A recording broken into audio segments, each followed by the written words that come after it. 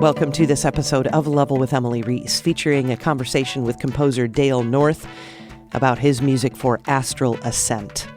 Astral Ascent is a 2D platformer roguelite. It has absolutely beautiful pixel art, and the score is amazing. It's been nearly a decade since Dale and I chatted, so streamers weren't really around yet, a little bit, but nothing like today. And it's interesting to hear how that development in the industry impacted Dale as a composer. And with regards to the music, I definitely recommend you check it out. It's absolutely beautiful. Join us on Discord. That link is in the show notes. Please subscribe to this YouTube channel. You don't hear music in this YouTube version for obvious reasons, copyright. So you need to listen to the audio version of the podcast if you want to hear Dale's beautiful music. All right, after Dale and I get caught up a little bit, you get to hear him talk about his music and the game Astral Ascent.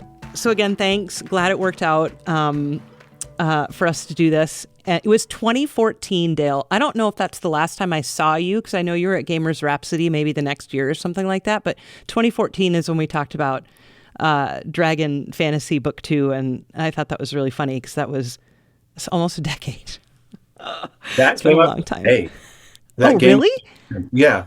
E3 had tweeted this morning that it's the end of an era, and a lot of people were posting memories. And so the first one that came to me, even though I've been going since I think 2004, the first one that came to me was going to the PlayStation booth.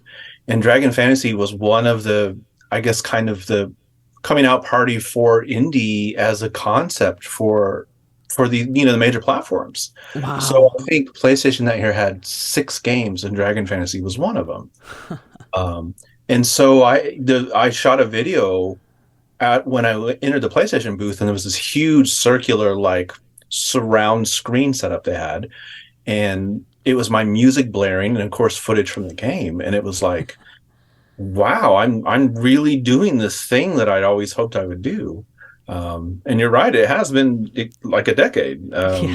So I mean, it's great to talk to you again, but that's wild. Yeah, likewise. Yeah, amazing.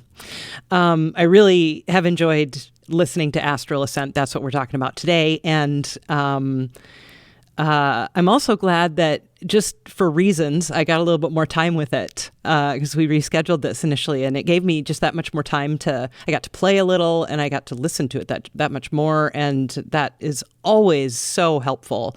So just really excited to talk about it. And if you wouldn't mind, just start off describing what the game is like.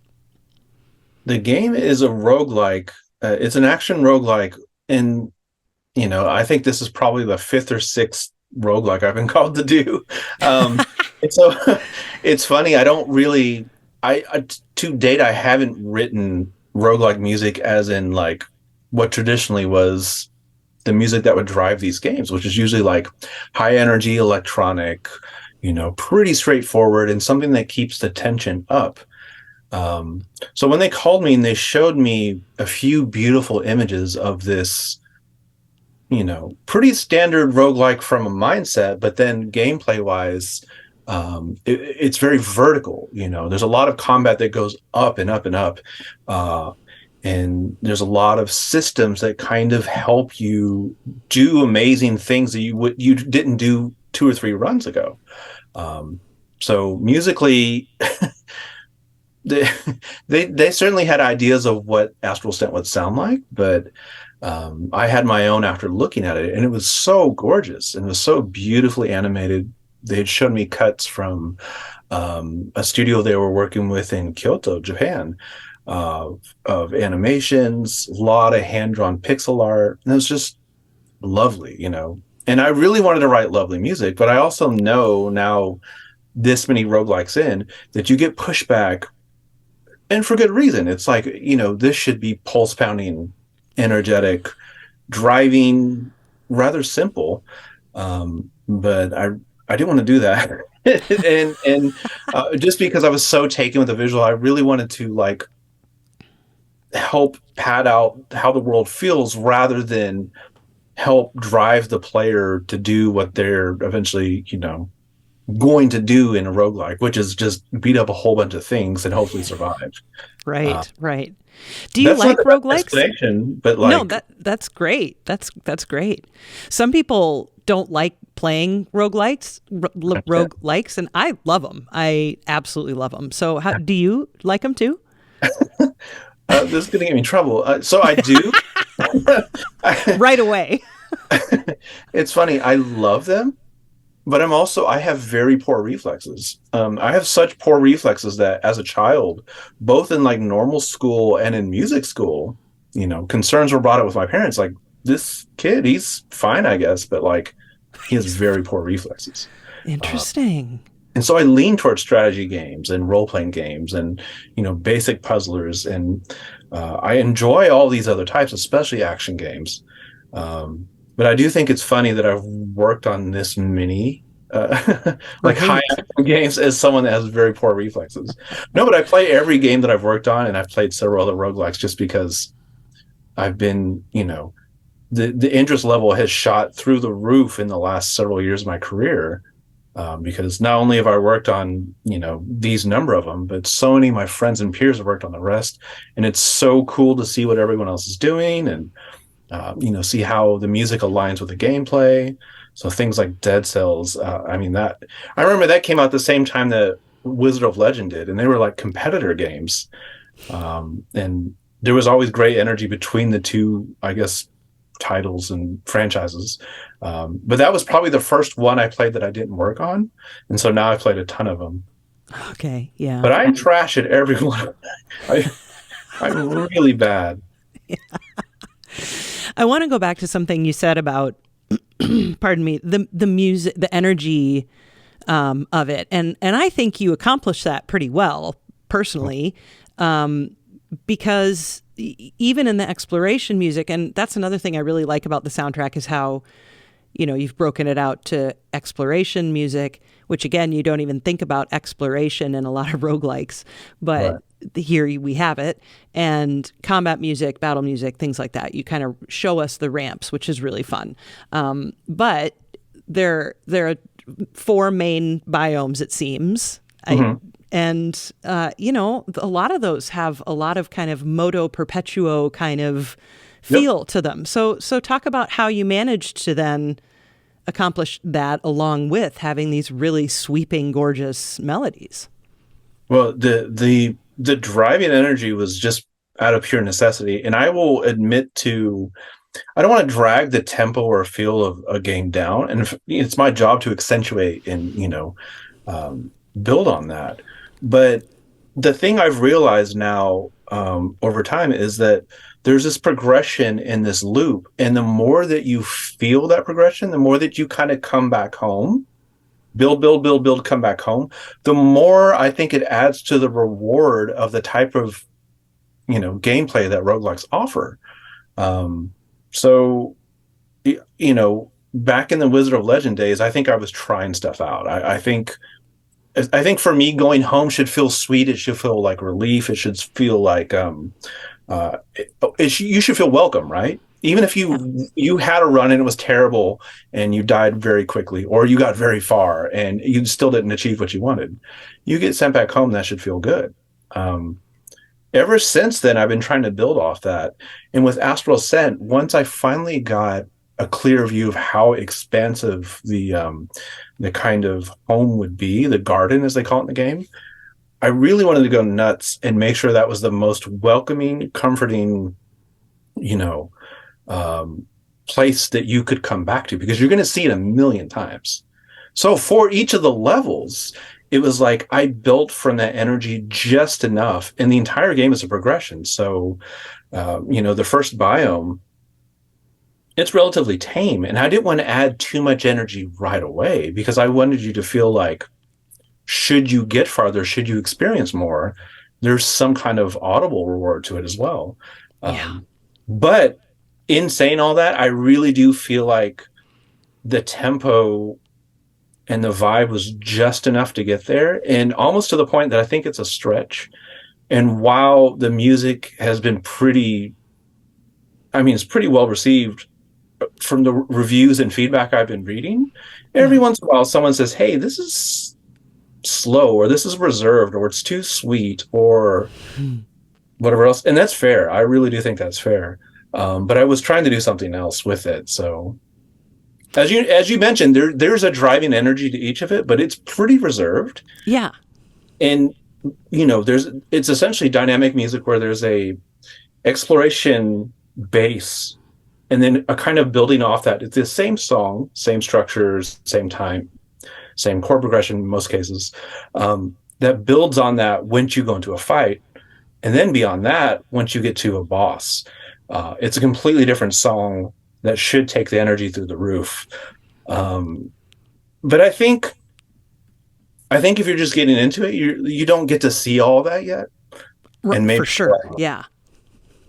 So I think it rewards someone that sticks with the game and plays it. And given that people will play these games for 5 years. Seriously. Yeah. Oh yeah. And I love that. So I kind of want to have like I want to have an arc with them, as someone that made music, I kind of want them to hang in there and get more out of it than just this kind of face value, high action song, Yeah, no, I love that. Let's talk about the main theme, because it comes back in many forms, which I really like a lot. So talk about, is that where you started? Was the main theme, was that what you came up with first? Yeah, I can't remember what piece I wrote first, but I basically told them, let's backtrack a bit. And if there's anything I can write off of, if there's anything I could build off of, like visually, thematically, where I can establish a main motif, then, please help me find that. And it wasn't too long before that cutscene that the game opens with was shown in some form. I think it was either storyboards or just basic animatics at the time. And I was like, this is great because this is beautiful. It's pretty inspiring. It sets the stage. And so the little 6-note motif that I came with that the game literally opens with, I just hammer home a bill, maybe too many times, but it does show up in every single song. It shows up in weird places like the counterpoint. It'll show up in a bass line. I don't know. My friend sent me a masterclass clip for film composers. And he sent it to me because he knew that it was very hotly targeting what I do. And it basically said that that's a weak play. That's a weak move. Interesting. And that's fair. I think done the wrong way, it's weak. I think for games it's especially useful. And for roguelike, and one that spans all these different songs and music types and vibes and levels of energy, I think it's pretty cool. So I did it a lot, but maybe I did it too much. I don't know. I don't know. I have an interesting analogy, I think, about that compared to my work, which is a newscaster on the radio. I read the news and sometimes I have time to fill, and then I get to say what I want. And I've been doing this for almost 20 years, so I have some thoughts, about what to do with that time to fill. And the older I get, the more I have started to think that, sure, you can do weather and sports because that appeals to a lot of people, especially weather. But is that lazy newscasting to just fall back on weather and sports? Am I not being creative enough to come up with something? And I think that's not true. I just don't think that's true. I challenged myself on that thought because, for the same kind of reason, like they might think that's easy or easier or the easy play or however you said it just now, but there's still value in it. You know what I mean? It still can make for great music, and it still can connect the audience more deeply to the music too in ways. So I don't know. That's how I think about that. That's what came to mind when you said that, We're on the same page for sure. Yeah, because it didn't bother me at all. Like I was not at all bothered by hearing that melody, and I loved hearing it tucked in places like that. I mean, that makes it fun, right? Especially for someone like me who's going to pick up on it, Like I don't know. I like it. Yeah. Was it a certain composer saying that? You don't have to out them right now, but I'm just curious, like this. And I've heard it before, and I've heard others say it. I've also heard wacko stuff like, a piano-based score is weak. Wow. Yeah. The nonconformist in me kind of eats this stuff up. I'm not gonna lie. Like if these things are weak or bad, I kind of want to do them twice as much. Yeah. And I don't know if that's good energy or not. I want to bring good energy to my work, but just kind of like, sometimes if you're doing a 40, 50, 60-minute score, you need ideas. And sometimes the ideas can just come from an energy set and a feeling or like, your own personal direction. So it's like, you work in service of a game, you're help building out someone else's world, someone else's dream, but you're plugging in parts of you to that. And for me, sometimes it's just how can I enjoy this as much as possible? How can I have as much fun? I got into this to write music and have fun. So, sometimes these challenges of like, hey, let's sneak my little motif into the counterpoint in the French horns in, measure 63, and you'll never hear it again. And maybe no one notices it. It was fun for me. You know what? That's I had a good time. Yeah. But it's not like I'm trying to be crazy artful with it. It's just more that like, to me it feels like a video game. These little things that feel like Easter eggs, these callbacks. It just feels like really effective game music making. Sorry. Yeah. That's not for me to decide. I know that now. I've done this long enough to know that, like, really when people play it and they start listing their Steam reviews or the print media reviews come out, or for me, the big thing is watching streamers now. What streamers say, that to me is what feels like I can say, hey, enough of these guys have said this, enough of these players have lean towards this direction on how they felt about the effectiveness of the music and sound. When I see enough of that, then it's like, okay, what I'm doing probably worked out pretty well here. So, and hopefully that informs the next time someone lets me do something like this. But yeah, it's not for me to decide. I just kind of run with little ideas that I have. Yeah. I want to come back to the streamers thing, but I want to stick with the music more specifically here. You mentioned the French horns, and you did get to record with orchestras. So do you want to talk about that experience and how many sessions you did? Because there's a couple of different orchestras listed and how that all worked out. I lost count of the little smaller sessions I did a couple bigger ones, and then I kind of inserted myself in different situations, whether it be a recording session for something else I was doing or sharing a session with someone else. But recording is never at the forefront for me. Like if someone asks me to do a score, I'm basically going to assume that I'm going to do it in the studio because this is where I have the most control. This is where I have the most fun. This is where I can be sure that if someone's going to, commit to me as a composer, where I'm going to work with them for 2 or 3 years for X amount of their budget and, their time and their trust, the one thing I want to be sure is that like for that I'm doing the best I can for them. And I don't know, it's just me and how I came up as a composer and a music writer.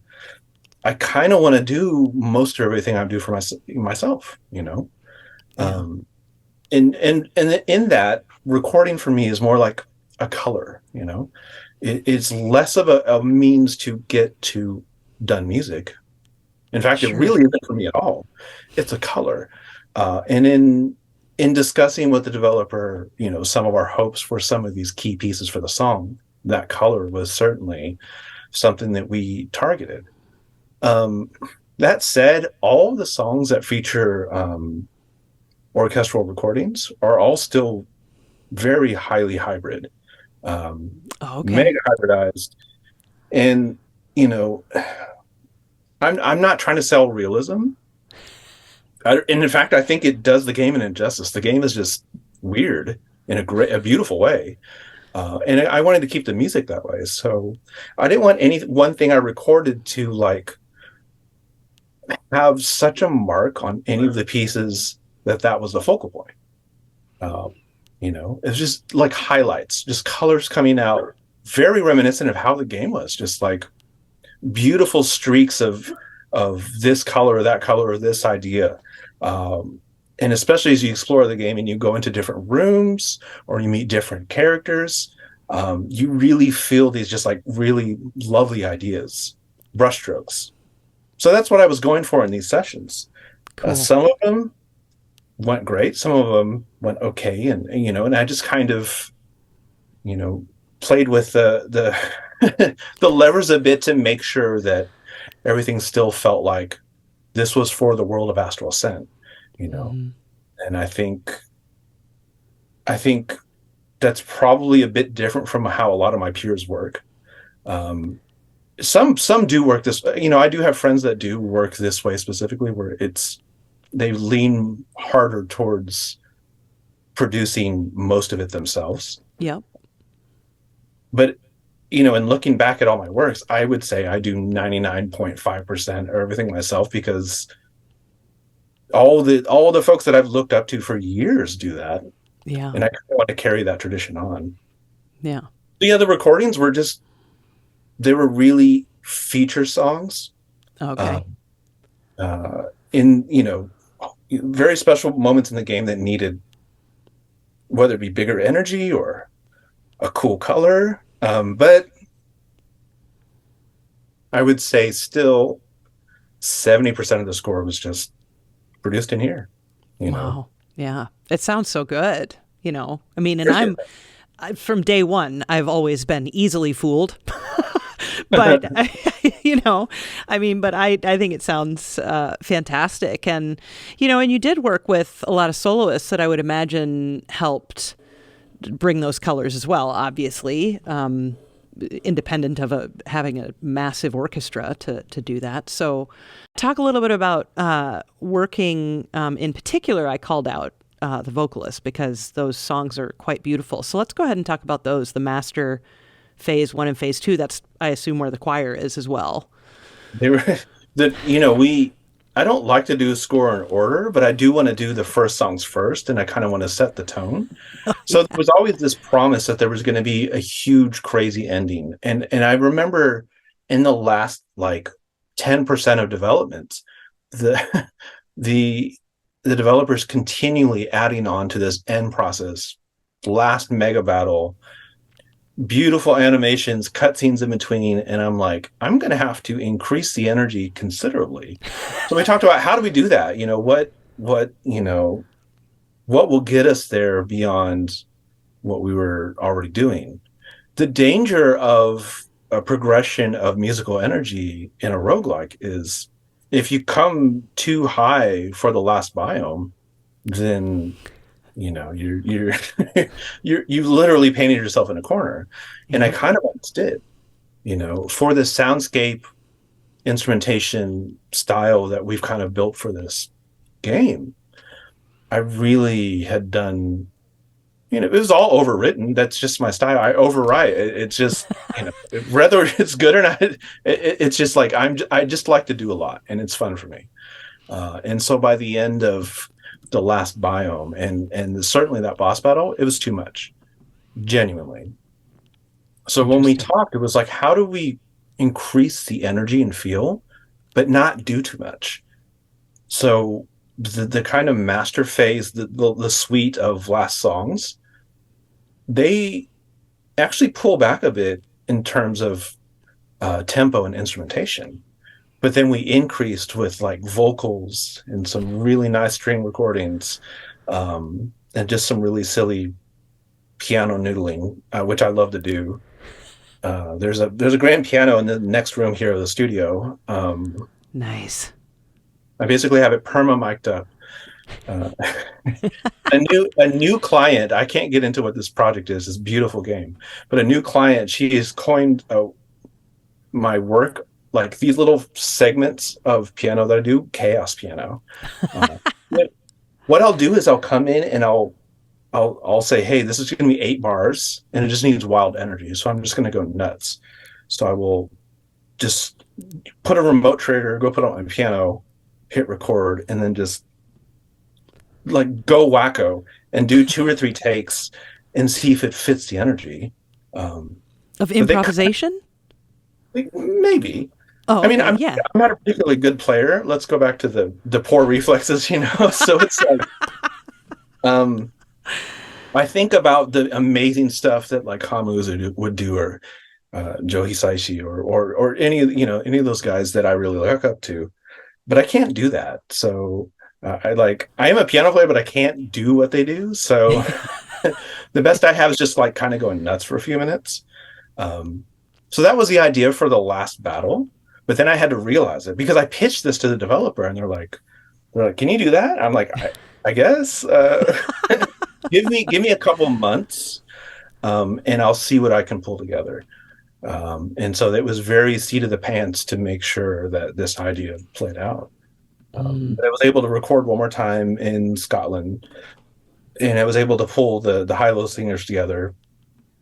And Emmy Evans is about to go on a world tour for Near, so I was able to get her in time to to record the really cool stuff that she did on that, and it just came out beautifully. So we did a full suite. It was like the first and second stage of a battle, cut scenes between, and then like a final, cinema to show the ending, and that featured that whole group for the most part. Wow. We ran out of time for the second half of the second main song, and so it transitions to sampled strings from live strings. And one of my pride points is no one can tell where. That's awesome. Because I had to sell it. They did such a good job in the first half. Wow. That I had to sell it. So I'm not one to aim for realism. I love hyperrealism, and I love super fake stuff. I come up on Uematsu-san's and Sakimoto and all those folks that were happy to use that teeny little looped sample of an oboe, and I adore that sound. Yeah. So it's almost like I don't want to get in trouble doing these super indulgent things that I love to do. And so for Astral Ascent, I really had to stay within the kind of confines of the little world that I made up for them. Yeah.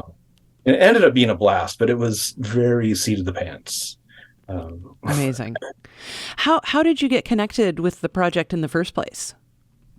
Every roguelike that I've worked on has been the result of how well Wizard of Legend sold. So, my agent Jason signed Wizard of Legend with the developer for me way back, I don't know, 2015 or 14 or something like that. But that game did gangbusters. I think it's like 7 million copies or something, Wow. Yeah. Really well. But it also kind of was a hard pivot point with a couple of other games of that era that really took the roguelike idea and made it something different or bigger or whatever, And so a lot of people, and especially a lot of game developers, were inspired by it. So that got me work. Thank God. It's job security, I guess, to be on my 5th or 6th roguelike. I'm doing certainly other things right now. I'm working on a couple of role-playing games, and cool. And I'm really excited about, and like those are all things that I've hoped I would do for forever. But nice. I'd love to do it. I would love to do another roguelike if someone is happy to put up with my silly ideas. But yeah, no, they loved Wizard of Legend. I think they loved another title I worked on, and they had called us and said, "Hey, are you available?" And as soon as I saw the game, I was like, "Please, you're not going to be able to get rid of me now, because this game it looks special." I really still feel like it's a special game. It's gorgeous. Yeah, it is.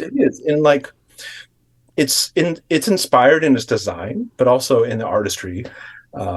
And basically, no player doesn't say this. And so I knew this. I told friends I could find receipts for you. I told friends when I first started on this game was going to be special, and like immediately put pressure on myself. Like, I have to make something cool and unique that kind of serves this game. But it's really cool now for the game to have been out for, what are we, 3 weeks now, 4 weeks? 3-4 weeks, yeah. And just seeing the reception. I'm super happy for them. Yeah. It's going good. Yeah, and it is absolutely beautiful. I'm a huge sucker for pixel art, and especially beautiful pixel art. It's really, really, really beautiful game. There are a couple of kind of like, I don't know, funny tracks. I don't know. I don't know, is it Yali or Yali Kingdom? And then there's the Peddlers, and Yali Kingdom has like a wood block, and it's like a waltz. I love it. So talk to me about, doing that with the theme. Just like with how I said, I love the idea of a progression. I love the idea of a break too. Yeah. If it's all the same energy all the time, that can wear on you on some levels. And just to have a couple of rewarding breaks from that are interesting, or in this case, pretty weird. I think it's nice, Yeah. I've certainly dug into this kind of mindset in other projects I've worked on, but like Astral Ascent is very like, laser focused in this progression and building, getting stronger and surviving longer. So the 4 or 5 rooms that you break away, I wanted to have completely different energies. So there's a few of those weird songs like you mentioned. There's a few like super like epic scope, not maybe epic in sound, but like scope and feel, like, whoa, what is this? And there's a bar, so there's a nice little bar theme, and then there's a couple of relaxed themes. There's one room called the Summon Room, and for no reason, and I just knew one session I just knew there'd be like a few extra minutes, and so I worked with my team, and I prepped just, I think it's like, I don't know. Yeah, it may be like 40 seconds or 50 seconds for this room. And I was like, I'm going to squeeze it in. And it came out so beautiful. I don't even know if players noticed because it's not even significant, but like, I was just trying to think of different flavors for different type of breaks, little auditory rewards. And that's how all those came to be. Okay. The weird ones for me, super indulgent. Like, I love to write the weird stuff. But not everyone wants that, especially in a serious game. Yeah. Thankfully, these folks were all about it. Okay, yeah, and just for the record, I said fun, you said weird. No, they're weird for sure. Yeah. I like them. Let's talk for a moment about, your comment from ages ago now about how you like to watch streamers. And my first thought was, I wonder if he likes to watch streamers of everything. Like, is that something you enjoy outside of watching people streaming the game you've worked on? Do you like to watch people stream Armored Core or something like that? Or is it just kind of, a product of curious what people think of the game? It's a very selfish, it's a very, like, I'm not gonna lie, it's like kind of going back to how poorly I am able to like get through these games, like how ineffective I am as a player, but just the strong desire to see my work in place, see action. It did not take me very long, ever since in console streaming was part of the whole gaming ecosystem. It didn't take me long to figure out that I could see the greatest players on earth play the games I've worked on and see it all running beautifully. And on top of that, get to know how they feel about it. Right? So for me, the effectiveness of sitting down and watching a streamer is just like, work-wise, it's a home run. It's a 10 out of 10. But on top of that, I very quickly came to enjoy watching just great players do really cool things in these games. Mm-hmm. I will admit to watching more of what I work on just because I'm super familiar after working on a game for 2 or 3 years. Yeah.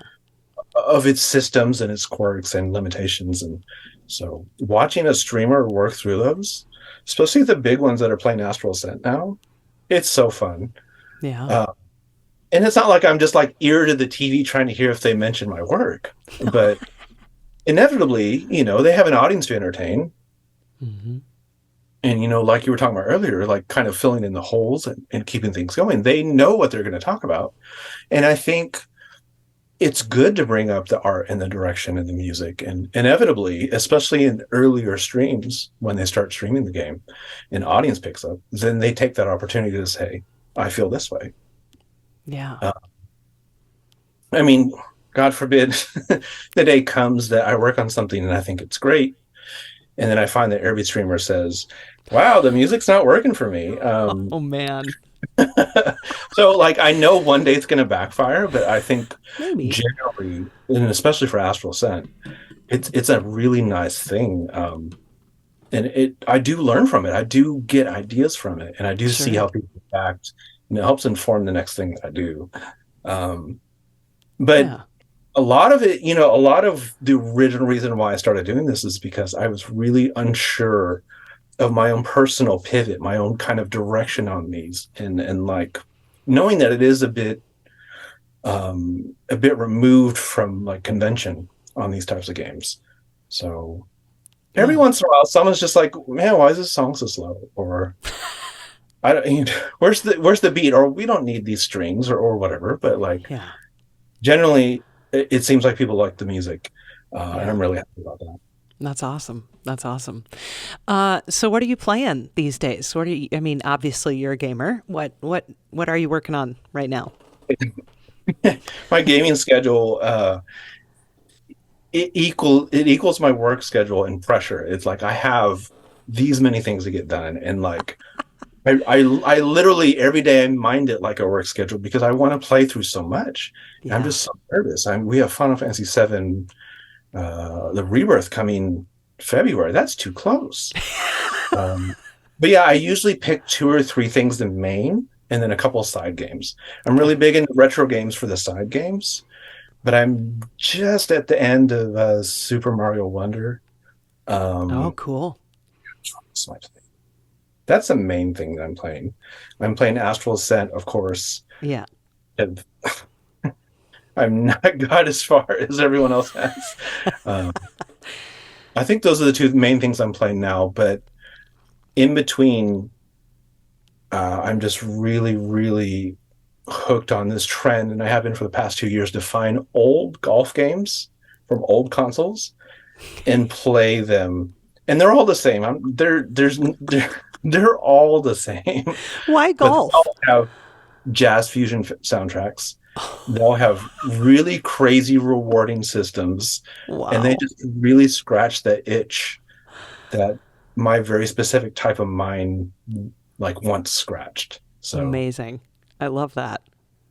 Do you have a favorite so far? I love Neo Turf Masters. I love the old Korean ones. There's Pangya, which was a golf MMO. Okay. Also came out on consoles. I think everyone loves Hot Shots Golf. Yeah. Some of the greatest scores of all time have been golf games for me, because I this kind of growing up with Japanese jazz fusion, it's what I want to hear in a game, and no one wants that in a game.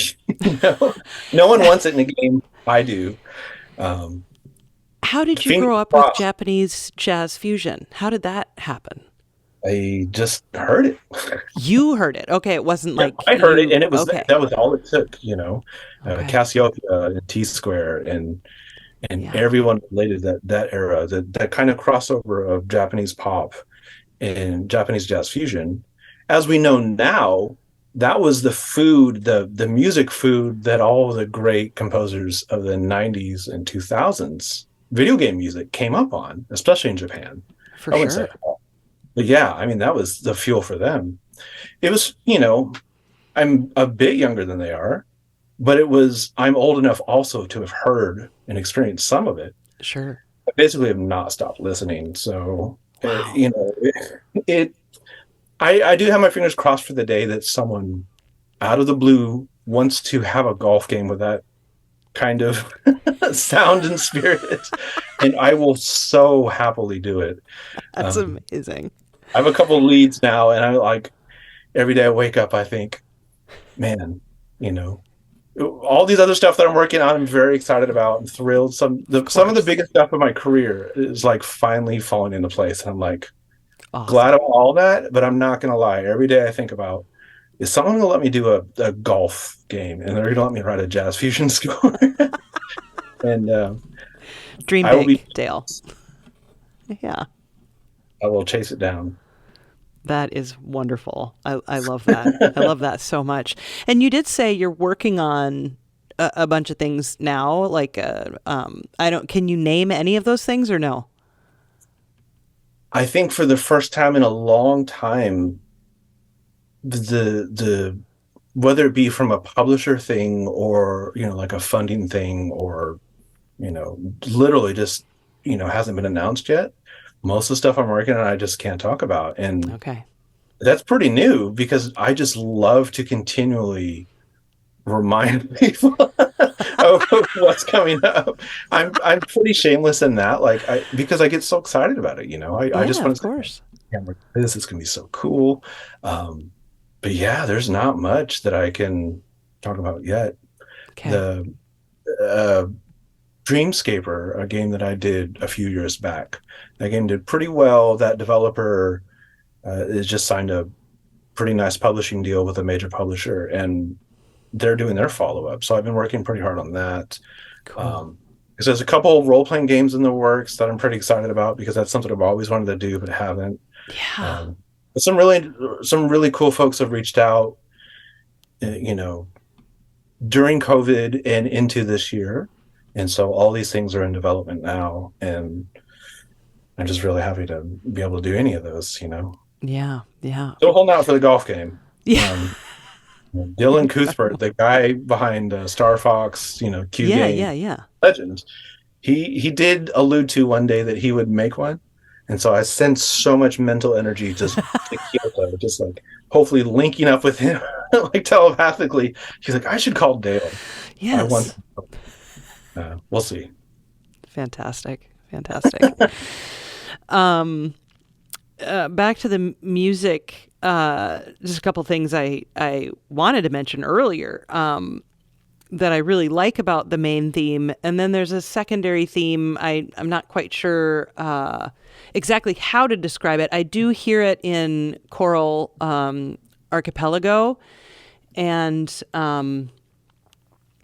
I love how both of them have an ascending nature to them, which I I think you maybe did purposefully, but I'm not sure. So talk about that.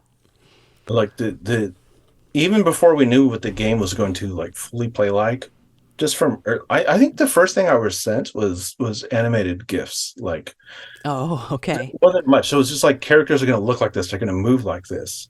But I still hadn't seen a lot of gameplay. And even then, when I first saw the gameplay, I wasn't sure, because it looked platformy. I wasn't sure what they were talking about, but they would always mention how everything's going to be crazy vertical. You're going to be in the air all the time. Everything's up, up, up. So much fun. Yeah. So I was like, I the one thing I love to joke with, because there's a lot, like a lot of nice discords I hang out in where it's just peers. It's just all my peers, and we talk about this stuff all the time. But the kind of running joke is that I'm revisions boy, and I'm always revising work because my dumb ideas never take off the first time, and so I have. And I secretly, I'm a glutton for punishment. I love fixing them. But I think in this case, I was like, I can't play that game. I love this project and I want to do a good job. So I'm going to take the verticality part as literally as possible. Yeah. And so when I kind of came up with not just the energy of the songs, but just like, how all these things they kind of come up and out and down, like melodically. Yeah. Up, maybe not down. I didn't want to accentuate the down energy. I just wanted to kind of go up, whether it be just be an interval or, a phrase passage. So everything kind of does that. I almost worry that it does it too much. But also know with roguelikes, you're not paying that much attention and there's a ton of other stimuli. So it can work. You can be a little bit ham-fisted and go heavy on some of this stuff musically in this context because it has to kind of shine a bit, Yeah. So put an extra salt on when you're in the airline because you don't taste as well in the airline, Yeah, that kind of thing. I mean, right away when you start that game, you are taught that you can double jump, but then keep jumping up. And I just love that you don't have to like unlock that later. I'm like, yes, this is so much fun. It's really, really cool. So I love that you did that. Yeah, go on. To people that are really great at that, though, it's amazing. They never touch the ground. Wow. It's nuts. Yeah. That's so cool. Yeah. Wow. Well, what else do you want to say about it, Dale, that I didn't ask you or you want people to know? I don't know that it like, I almost feel like I'm always apologizing for it. It's like, I'm sorry. It's weird. I'm sorry. It's not weird. It's like, wonderful. I don't know. I'm just glad people like it. And I'm glad even more than that it fits and it helps kind of tell the story and accentuates the world, because the world is just so nice. So to hear people say that it's the world they want to kind of like hang out in, and that I help, that is pretty cool. I saw a comment on YouTube the other day where some guy goes, when I go into the sun and moon room and I hear that music, it makes me feel so powerful. And I was like, okay, that's good enough for me. Like, if no one says anything else, I'm set, you know? It's not like, I sound terrible right now, I'm sure. And it's not like I need a ton of validation or whatever, but like, gosh, that's really nice to like see that your intention was just like perfectly picked up. So if I did get to say anything more, it's just like, oh my gosh, thank you for anyone that like really got what I was putting down. Thank you to anyone that's playing. We hope this thing keeps going, because I mean, there's such promise in it becoming, you know, like a key. You know, some people call it the best roguelike they've ever played. I've seen those. Yep. Mm-hmm. Yeah, it's nuts. People are like, this is the pinnacle of this genre. Yeah. Yeah. And for it to just have come out, that's a good thing. But we also really hope that it keeps going and that people continue to enjoy it. Mm-hmm. And I know we have plans to add to it. Nice. I can't what that is, but like they definitely want to like foster the energy and kind of support that's behind it. Cool. I'm going to do my part as well, but like, it's just so cool. I'm just so happy to be a part of it. Yeah. Yeah. That's awesome. I thoroughly enjoyed it, and it's been great getting caught up too. And we'll just make sure we don't go another almost decade before we do this again. But yeah, thanks so much for, just writing such great music and for chatting with me about it today. Thank you so much for having me. It's been fun.